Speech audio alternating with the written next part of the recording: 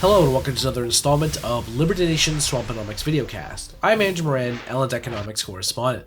This week, the United Nations urged the Federal Reserve to please think of the children. Won't somebody please think of the junkies in Wall Street, children? The United Nations Conference on Trade and Development published its annual report on the global economic outlook. Its main contention was that unnecessary rate hikes and austerity measures, who is taking any austerity measures by the way, would be a quote, imprudent gamble that risks backfiring for the international economy. In other words, without easy money policies, be prepared for a recession. UNCTAD Secretary General Rebecca Greenspan said in the report, quote, "There's still time to step back from the edge of recession. We have the tools to calm inflation and support all vulnerable groups, but the current course of action is hurting the most vulnerable, especially in developing countries, and risks tipping the world into a global recession." The statement that accompanied the report noted that, quote, excessive monetary tightening could usher in a period of stagnation and economic instability. Indeed, this report helped contribute to the mini rally that occurred on October 3rd and 4th.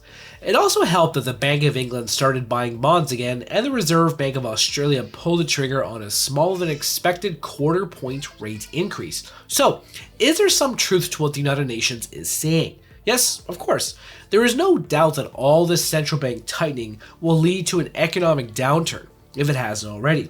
The Fed's money supply growth is already at a 3-year low, and look at the performance in the equities arena and assess the economic data occurring in the United States. The September jobs report and other labor data show a slowing labor market. The various manufacturing and non-manufacturing PMIs have weakened, construction spending has fallen, industrial production has flatlined, and manufacturing output slumped. The US housing market is already in a recession. There's so much occurring to show that the US economy is not as hot as it was when everything started opening up after the COVID-19 public health crisis. Both inflation at 8.3% and expected to come in at 8.1% in the September CPI report. What other choice does the Fed have? Answer: it can only raise interest rates and slaughter demand to fight inflation. While these experts argue that the Fed is being over-aggressive, the honest assessment of the situation is that the Eccles building is not being aggressive enough. As this program has stated before, Chair Jerome Powell needs to emulate Paul Volcker in the 1980s and bring the benchmark federal funds rate to double-digit territory. This would bring tremendous pain to multiple parties from investors to governments, but it is crucial to stabilize economic conditions. Imagine the federal government paying higher servicing payments on a $31 trillion national debt. Mon Dieu, as the great Hercule Poirot would say. It is true that the economy was booming under former President Donald Trump. However, there were many cracks and fractures scattered throughout the economy that were driven by reckless congressional policy and toxicity generated by the Fed. The coronavirus pandemic broke the economy and the Fed and exposed the myriad of problems facing the world's biggest market.